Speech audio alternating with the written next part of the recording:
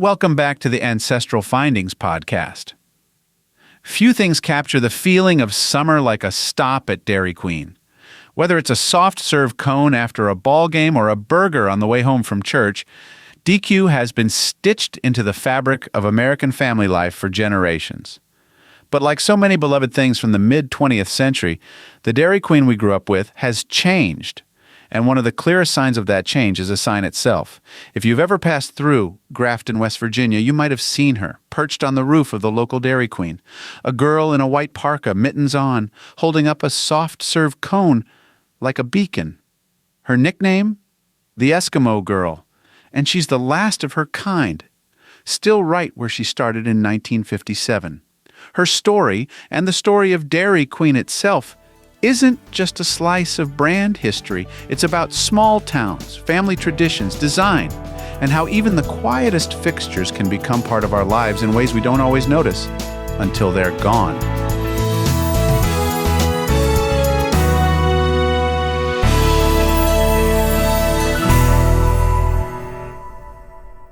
The story of Dairy Queen begins in 1938 with John Fremont, Grandpa McCullough, and his son Alex, who developed a new kind of soft-serve ice cream in Illinois. They tested it at a friend's shop, and when 1,600 customers lined up in 2 hours, they knew they were onto something special. By 1940, the first official Dairy Queen opened in Joliet, Illinois. The concept was simple. Affordable, tasty treats served up fast for families. It was a perfect match for the rising car culture of post-war America. By 1950, there were over 1,400 locations across the country. Early DQs were usually walk-up stands. Menus and designs varied by region, and owners often gave their stores a personal touch to reflect their communities. That's where the Eskimo Girl came in. Around the mid-1950s, a new type of sign began appearing at some Dairy Queen locations. A cheerful cartoon girl bundled for the Arctic, fur-lined hood, mittens, snow boots, and always holding a soft-serve cone. Her smile was friendly, inviting, the kind of cold that still made you feel warm inside.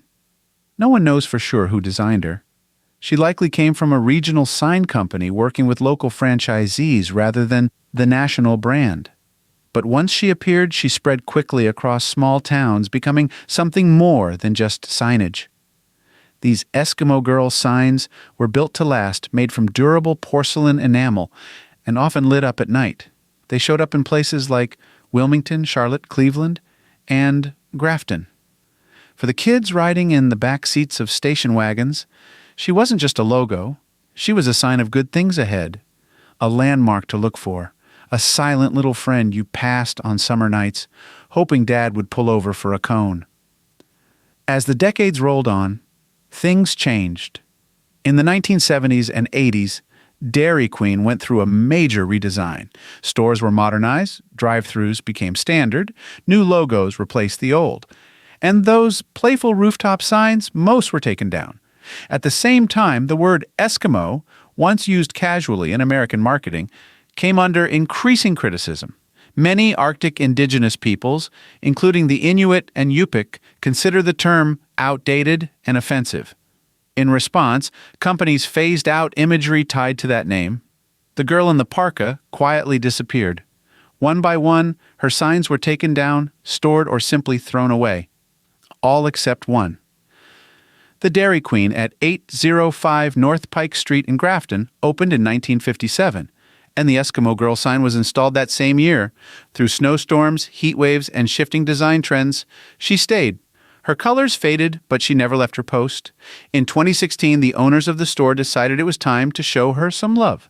She was carefully restored, and on May 28, 2016, returned to her bright, cheerful self, just as she looked in the 1950s.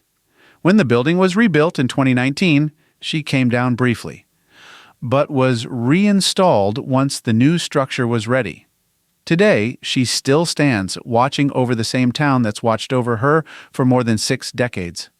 Inside the store, there's a plaque shaped like a soft-serve cone that reads, "This is the last functioning sign still operating at the same store." It's not just a point of pride, it's a marker of memory.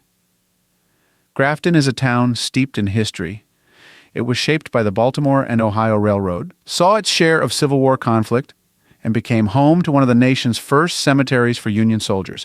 It's also where Mother's Day began. In 1908, Anna Jarvis held the first official Mother's Day observance at Andrews Methodist Episcopal Church. That church still stands, now the International Mother's Day Shrine. This is a town that remembers its people, its stories, its small but meaningful places. And that includes the girl on the roof. I remember traveling to Grafton with my high school band. Our director was from the area, and we'd go there each summer to march in the July 4th parades. It was hot. We were exhausted. And after the last note, some of us would head straight to the Dairy Queen. We'd grab burgers or cones, sit on the picnic tables, and there she was, smiling down at us like always.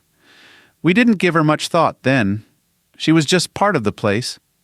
But looking back now, I realize she was something rare, something lasting, something that tied the present to the past. That's how history often works. You don't know something matters until it's been with you long enough to feel like home.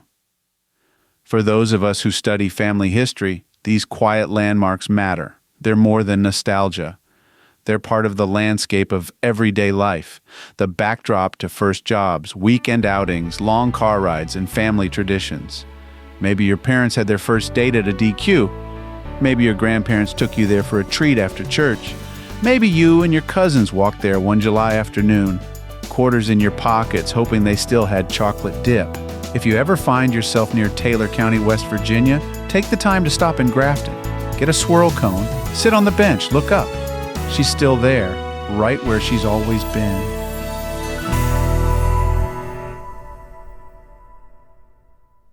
If you've got a hard-to-find ancestor you're stuck on, I'd love to hear about it.